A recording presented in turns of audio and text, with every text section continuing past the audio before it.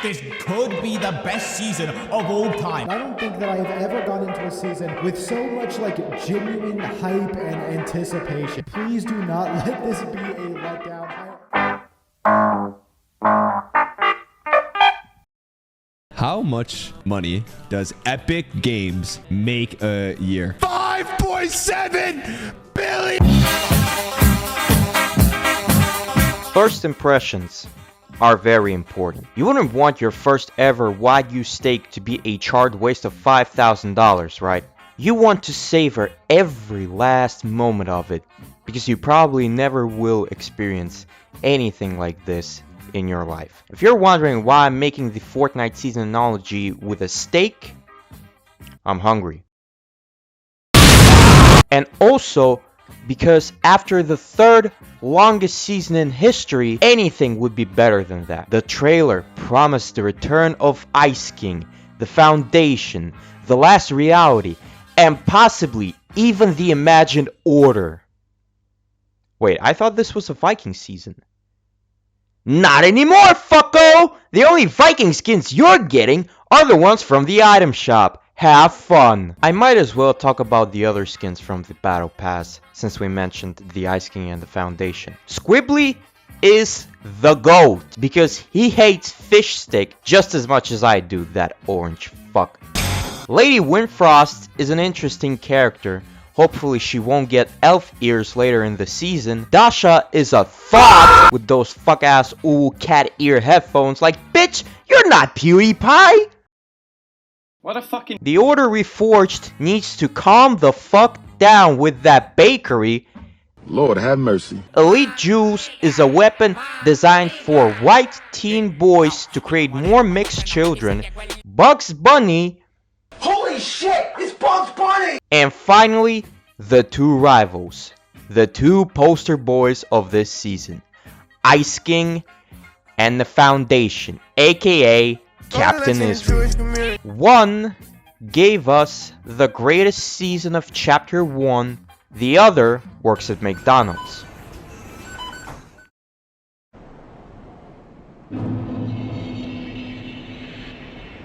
The biggest and most notable changes are the map changes. Bumpy Bay was replaced by Squibbly Shores, rest in peace. Inner Loop Labs, aka Lethal Labs, got that beautiful autumn aesthetic and is now called Dark Dominion, home to the Dark Voyager boss fight, which gave a two-shot version of the Chaos Reloader. Yeah, that should have to go. Classy Lodge got neutered and was replaced by Frigid Fortress with the Ice King boss fight, whom upon killing would give his gloves, or just reskinned Doom gloves. And finally, Classified Canyons was renamed to New Sanctuary with Foundation as a hireable character, whom upon completing his challenge would give you his Rift Rifle, that when charged would give you a Rift. Which reminds me of another gun that I can't quite remember the name of that also did a similar thing. While we're on the topic of mythics and exotics, I want to mention the fact that they reskinned 3 exotics from the Lawless season to fit the branding of the 7 better and called them lawful, those being the explosive mammoth pistol, the scanner sniper, and the extra spicy hollow twister. Forgot about the shockwave rocket launcher, you know, the one that you can rocket jump with, as well as straight up unvaulting the DMR and the shockwave pistol from the super season and the OXR weapons and exotics later down the line, which does include the exotic Wrecker revolver. The first few days of this season were filled with pure joy for me, from playing the game and grinding rivalries to going on Twitter and actually enjoying my time there. I know, what a surprise. And then, on a sunny Tuesday morning, I go on Twitter to spread my usual Ice King truth to overshadow the gates of Fortnite that were flooded with Foundation propaganda. And I see that over 1,000 employees were laid off and they're closing down 2.5 of the metaverse modes. Rest in peace, Ballistic, Festival Battle Stage, and Rocket Racing. You will be missed by your micro communities. After that, I realized something. Something so horrifying that I have to share it with you. Are you seated? Are you not eating anything? Well then let's put on our thinking hats and start analyzing, because this is deep. Now I know I might sound crazy, but just hear me out. During the last resort, Epic Games laid off over 800 employees. Prior to the layoffs, they announced the price increase of V-Bucks. Now at the beginning, these layoffs didn't affect the game that much. Everybody was having fun with the game, the competitive scene was preparing itself for the FNCS Globals that were just 2 weeks away from happening in Copenhagen, and they announced the OG season, arguably one of the best seasons in recent history, pulling as many players as this Travis Scott event every single day.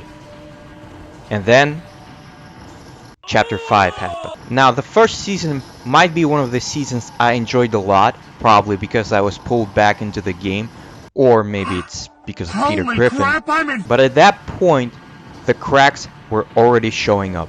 The clunky weapon benches, the broken medallions, the animations, bullet drop, everything felt off. But I had high hopes for the game, because the next season was going to be a Greek-themed season. The first half was great, the second was shit. There's your new looking back on video. After Myths and Mortals came Wrecked. Arguably one of the worst seasons in the game's history. Combine everything bad about the game at that time and multiplied by 10, and everything else is history. And if my math is correct, then... oh god. Ladies and gentlemen, I suggest you prepare yourself for another 2 years of Fortnite being mediocre at best. God help us all.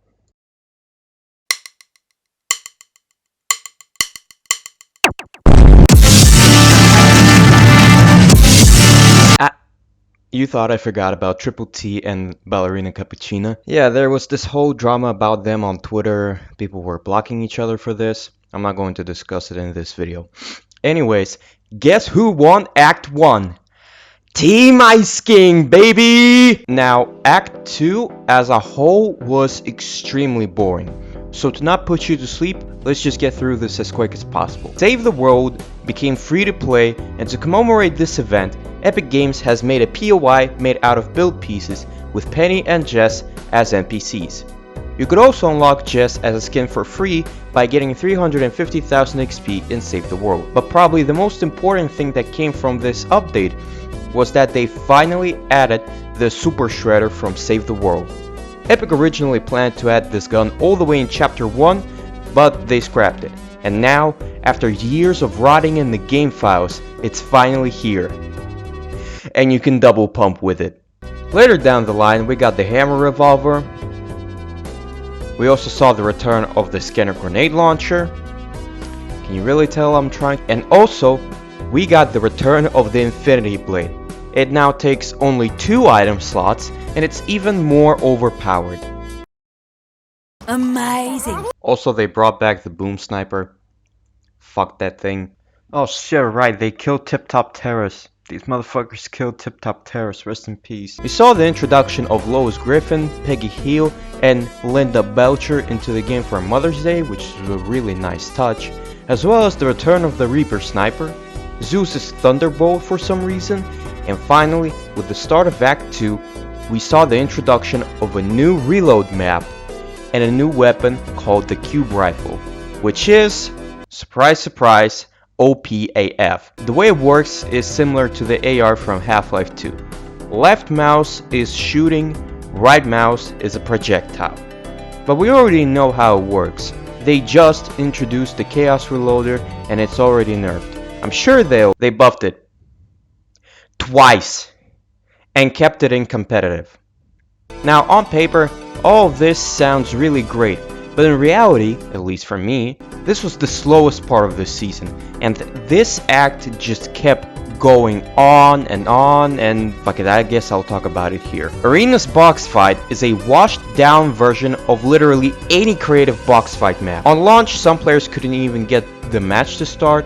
Half the time you shoot a gun, it doesn't register. The Lupu is the worst one in any video game on Earth, and it's just so boring. Every single time you load into a match, you have to watch 3 unskippable cutscenes, and it takes so long to actually fight someone. And when you finish the fight, you have to wait again to start a new fight. The thing with box fights is that most of the time, little kids and teens play them. When they have nothing to do, they go on TikTok or Reels to watch some brain rot. While doing that, they ruin their attention span, and if you still have some brain cells to follow my logic, the proper conclusion is that it's too long. When this mode released, the in-match conditions were 20 rounds won. Then they turned it down to 15, and now it's 12 rounds. And the free rewards you get for 300 rounds won, which is somewhere around a whole day, is mediocre at best. After I got the Builder's Crest, I used it once or twice and never touched arenas ever again. Now, did Epic do something about this mode? They did. They added lightsabers to it.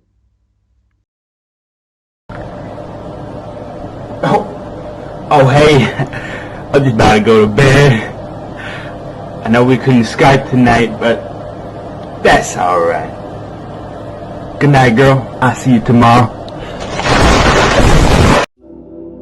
At the start of Act 3, Team Foundation realized that they would never mock the chats at Team Ice King after they won 2 acts in a row, so they had to resort to a last-ditch effort.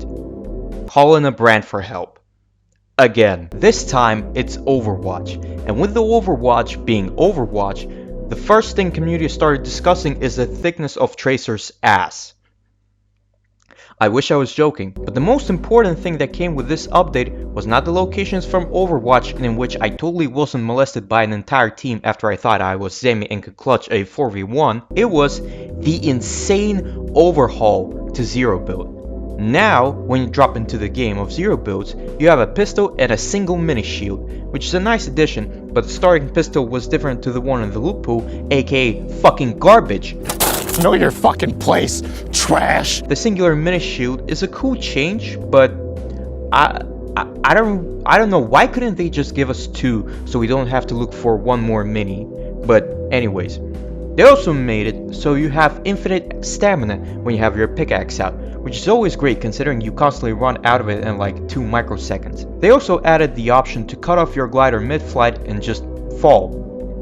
Like literally. Which I think is an amazing change, as you don't have the risk of being shot while floating to your drop. But the biggest and most important change is pocket items. Now, at the start of a match, you always have a shockwave in your loadout, and if you wish to change it to a shield bubble or a med mist, you can easily do that at a vending machine for a mere 50 gold pieces, which if you think about it is actually quite expensive. Honestly, when I heard that the shockwave grenade is going to be a permanent item, I almost thought they wanted to kill the mode on purpose, because we've already got so much mobility in the game already, and then they do this shit? Thank God the pocket item slot is 30 seconds long. But the only complaint I have is that there's no rotation between items, meaning you always start with a shockwave grenade, and if you want to use a med mist, you sadly have to change it at the vending machine. Another noteworthy change is that they introduced brick bunkers, which is, and I quote, a Zero Build version of the Porta Bunker. So it's just a reskin of a Zero Build exclusive item for Zero Build exclusively. Yeah, that makes sense. They also added a smoke grenade, but nobody cares. Some slight but very nice quality of life additions were also implemented in the mode, like faster reboots, overshield siphon on kill, and tougher natural cover. But one change I'm very skeptical about is the fall damage removal. Now on paper, this sounds really great. If you accidentally miss where you wanted to land and fall over, you're left with 1 HP and a very slow recovery animation. But on the other hand, it removes any fear of height from the game, because you know you won't die from fall. It's 2 different sides of the same coin, and the thing I'm uncertain about is if they'll keep it in the game after the season ends, or if it's just a limited time feature for the Overwatch collab, because that game doesn't have any fall damage if I recall correctly. So basically, they turned Zero Build into a fun version of Warzone. Honestly, I'm all in for it. Speaking of Overwatch, they introduced 2.5 new guns. And I'll start by talking about the biggest one yet, which is tracer pistols. They put you in a first-person perspective. They allow you to dash forward and go back to your previous position, and the reticle is almost identical to the one from Overwatch. This might be one of the greatest collab weapons they've done for a season, and it truly makes you feel like you're playing Overwatch. In a good way, don't worry. The Mercy Staff is the second big thing that we got from this collab, as it acts both as a chug jug and a buff gun. What I mean by that is you can heal yourself and your teammates as well as buff them when needed, and if you're healing yourself while falling, you'll be able to glide without taking any fall damage. Yeah, that definitely won't cause any problems, totally. Now, I do have to mention the fact there was, and I think there still is, a glitch where you can fly or use infinite dashes with the tracer pistols, but if you did any of those things, congratulations on your band, buddy. Hope you had a lot of fun doing that. Now, the other half weapon I mentioned is the exotic overdrive pulse rifle. When you equip this gun, you instantly gain an overdrive effect, meaning a speed boost and infinite stamina. The gun's fire rate was so goddamn fast that it genuinely made me nauseous a couple of times, and was genuinely hard to control. Thankfully, or not, depends on who you ask, they nerfed the fire rate of it so you can actually control it by 10%. Holy shit, this gun is useless now! And I'm pretty sure they wanted to do a Soldier 76-esque AR, but Blizzard wouldn't let them, or something, I don't fucking know. But then, out of nowhere, Typical Gamer has announced that he will be getting his icon skin, as well as putting Indigo Kuno in the item shop. Wait, what the fuck? Now, if you're unaware, Indigo Kuno was an exclusive PlayStation Tournament award back in Chapter 2 Season 5, and it was thought to be exclusive. But I've managed to get an exclusive interview with one of the top dogs in the Fortnite's exclusive scene to answer the question of what is really going on and clear up any confusion most of you had up to this point. Also count how many times I said exclusive in this sentence. I present to you sprkler. I'm sprkler. I'm one of the most known people in the Fortnite community when it comes to Fortnite exclusive skins, rare cosmetics, stats on cosmetics, and I'm very involved in that community. I own the biggest Discord server for cosmetics related to rarity, such as rare cosmetics, exclusive skins, buying codes, everything like that. Would you consider yourself to be an expert in the Fortnite exclusive skins niche? Yes, when it comes to that, I am definitely I'd say one of the top. Well, if there was a top 3, I'd be in the top 3. Okay. I'd say the only other person that is on the same level as I am is another individual named Seven Insole. He does stats for cosmetics, and then a bunch of people below us, but we are like the 2 biggest when it comes to actual putting out content and information. How much do you think the return of Indigo Kuno in the item shop will affect Fortnite's exclusivity economy? Honestly, I don't think it's going to affect really anything because the skin was never an exclusive skin. It was a tournament skin. It was never labeled that it couldn't come back. They just chose to never bring it back. And actually, we just recently found out it wasn't even withheld by PlayStation. They literally had to do nothing. It was actually Typical Gamer that ended up begging Epic to bring it back, and they looked into it, and it was actually very easy. They didn't even have to pull any strings or anything. They could have just put it right back in the shop just like that. Interesting. So it's really not. It really wasn't exclusive. It's all thanks to Typical Gamer, really. And they've been looking into bringing a lot more exclusives back recently. Because actually, on Community Day, Indigo Kuno, as they're posting this, it'll already be in the shop because it's going to release on the 29th for Community Day. They're also bringing back the Brilliant Bomber back bling, which is called the Loons back bling, which will also be a free reward for Community Day. So Brilliant Bomber might be the next biggest thing to come back as well. Because she's the rarest skin in the game. She's not exclusive, and recently they've been looking at bringing a lot of the unreleased cosmetics back to the shop or bring them back to the game. Are you personally a fan of this decision on Epic's hand? Of bringing Indigo, I am all for them bringing back anything exclusive related. I think that it's fair that everyone should be able to get their hands on things. The reason why a lot of the other exclusives they don't come back is because they are tied with those companies. That's the reason why they can't come back. The cup stuff, such as Barricade, Indigo, Kuno, Brilliant Bomber, all that, those really aren't exclusive. They never were advertised as exclusives. They can always just return. So Indigo Kuno really is not an exclusive skin, so it should have came back a long time ago, but it's cool that they're now doing it after what 6 years now. What about something like limited time cosmetics, like the World Cup Ramirez or the edit style for fish sticks, stuff like that, the battle passes? Do you think these items could return, and should they? Battle passes and those are a little bit different because in the flavor text they are advertised, especially the World Cup stuff. It was advertised as World Cup 2019, so if they were to bring those back, they would get in trouble for that because that is going against what they advertised. So if they did bring them back, they'd probably grant a style. Battle passes are a little bit different because advertised in the PlayStation Store early on, it did say somewhere that Battle Pass stuff could return.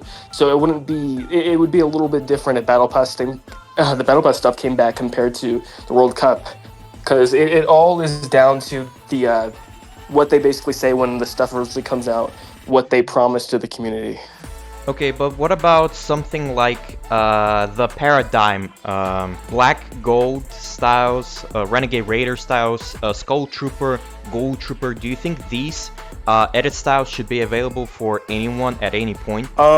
They should be available. Those skins were never advertised as exclusives. Just the fact that they are OG skins and every player looked at them as OG, that's why they were granted those edit styles. If the players never cared about rarity in this game, they would have never had those styles and they probably would have returned without the styles. But just because everyone knew those as the really OG skins, that's why they got those styles. Like, those skins never ever advertised as limited time. They shouldn't have got the styles, but since the player base and the community was so for them being the OGest, basically the faces of Fortnite back in the day, that's why they were granted the style. Paradigm is a little bit different though, because when she originally came out, she was advertised as limited time, so that's why she got the style. That was a full mistake on their part. So Paradigm, her style is gonna stay. She's forever going to stay that exclusive. But the other ones, that was solely because of the community. So there's a little bit of a difference there. What about something like Renegade Raider and Ariel Assault Trooper? Those are the same exact thing. The season shop was never advertised as to be exclusive. Then it never said that they couldn't come back, but they did come back and they got the styles because the community saw them as the faces of, OG Fortnite. Like, those were the OG skins. That's why they got those styles. And people would heavily complain if, they want something to show that they played back then. And those were the faces of being OGs. So that's why they did receive those styles. And it's really 50-50 between the community. Yes, people love having the styles, and then there's the people that hate having the styles. But it was really community driven, and that's why they were given the styles. And I do believe 100% those styles will never return. If they do ever return any exclusive styles, then people are going to want another exclusive style, and it's just going to be an ongoing cycle. You give it an exclusive style, now people want the new one because the new one's rare, and then you give them that, and then they're going to want another one. It's just going to be an ongoing cycle. So those styles are forever going to stay exclusive. They'll never return. What about those select few that get a couple of bangers on Twitter that act like, they should be the only ones who own these styles and everyone else should, be kneeling to them, praising them, stuff like that. Being, I don't know how to properly say it, but I think you understand what I mean. Being pretentious. I think that's the word. Yes, there are people that, believe that they have these styles and these skins that are better than everyone else because they have something that someone else is not able to get.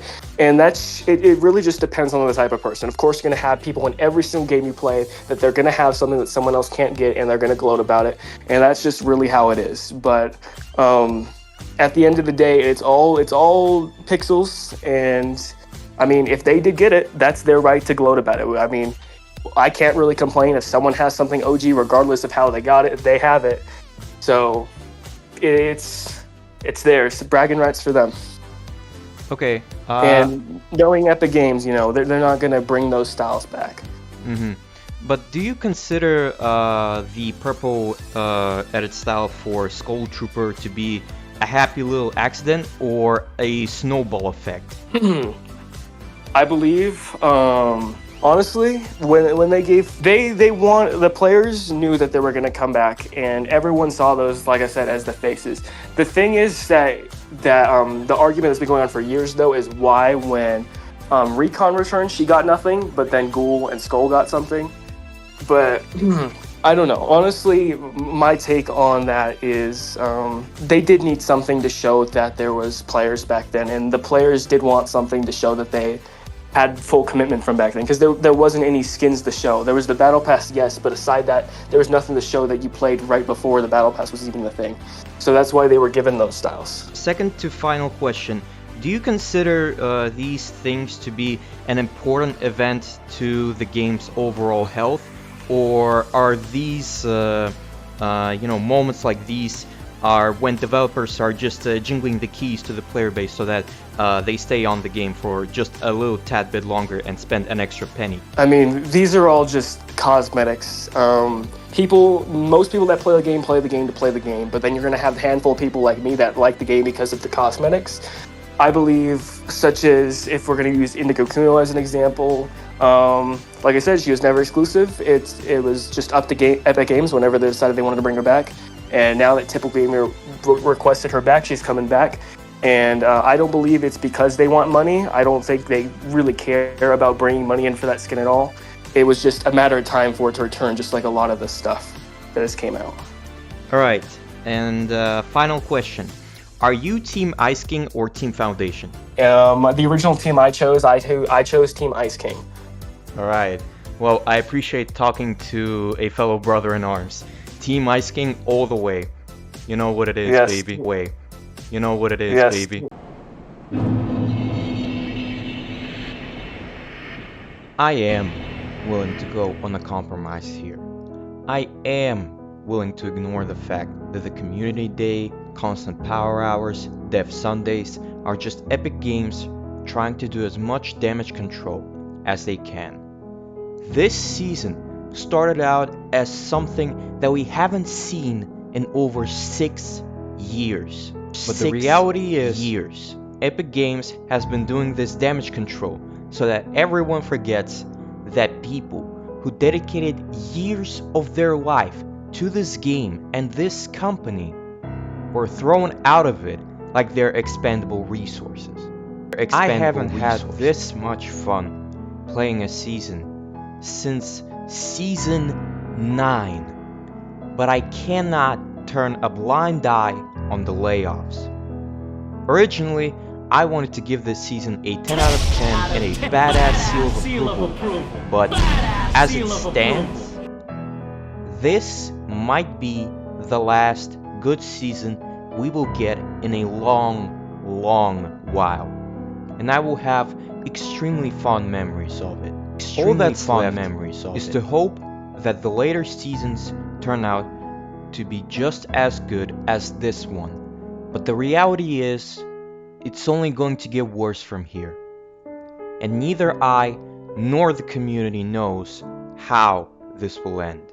Chapter 7, Season 2 will go down in history as one of the best and worst seasons in history for 2 completely different reasons.